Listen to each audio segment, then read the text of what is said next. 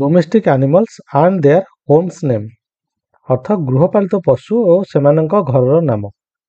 ଏହି ଭିଡ଼ିଓରେ ଆଜି ଆମେ ଦେଖିବା ଆମ ପାଖରେ ଯେଉଁ ଗୃହପାଳିତ ପଶୁମାନେ ଥାଆନ୍ତି ସେମାନଙ୍କର ଘରର ନାଁ କ'ଣ। ଯେମିତି ଆମେ ଆମ ଘରେ ରହେ ସେମିତି ଗୃହପାଳିତ ପଶୁମାନଙ୍କର ମଧ୍ୟ ଗୋଟେ ଘର ଥାଏ ଏବଂ ସେମାନଙ୍କ ଘରର ନାଁ କ'ଣ ତାକୁ ଆମେ ଆଜି ଇଂଲିଶରେ ଜାଣିବା।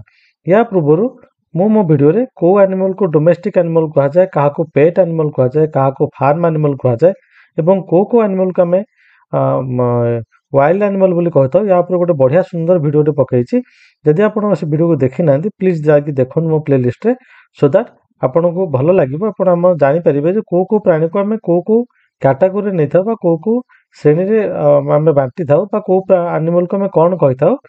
ଆଜି ମଧ୍ୟ ଭିଡ଼ିଓ ଟିକେ ଦେଖନ୍ତୁ ଯଦ୍ୱାରା କି ଆମେ ଗୃହପାଳିତ ପଶୁମାନଙ୍କର ଘରର ନାଁ ବିଷୟରେ ପୁରା ଭଲ ଭାବରେ ଜାଣିପାରିବା। ତ ଚାଲନ୍ତୁ ଭିଡ଼ିଓଟିକୁ ଆରମ୍ଭ କରିବା। ଏଠି ଦେଖନ୍ତୁ ପ୍ରଥମ ହେଉଛି କ୍ୟାଟ୍। କ୍ୟାଟ୍ର ଘରର ନାଁ ହେଉଛି କ୍ୟାଟ୍ରି, CATTERY କ୍ୟାଟ୍ରି।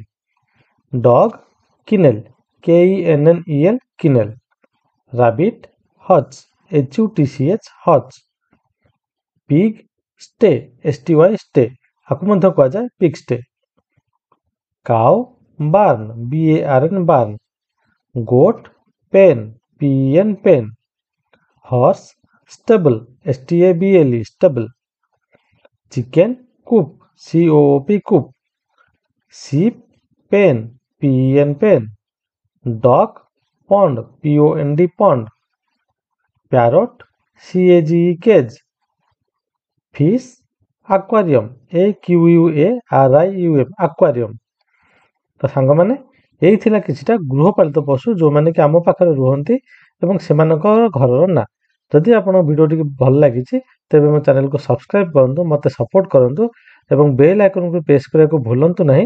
ଏବଂ ମୋ ଭିଡ଼ିଓ ଥିବା ଅନ୍ୟ ଭିଡ଼ିଓ ମୋ ଚ୍ୟାନେଲରେ ଥିବା ଅନ୍ୟ ଭିଡ଼ିଓ ଗୁଡ଼ିକୁ ମଧ୍ୟ ଦେଖନ୍ତୁ, ଯେଉଁଟାକି ଆପଣଙ୍କୁ ବହୁତ ଶିକ୍ଷଣୀୟ କଥା ଜାଣିବାକୁ ମିଳିବ।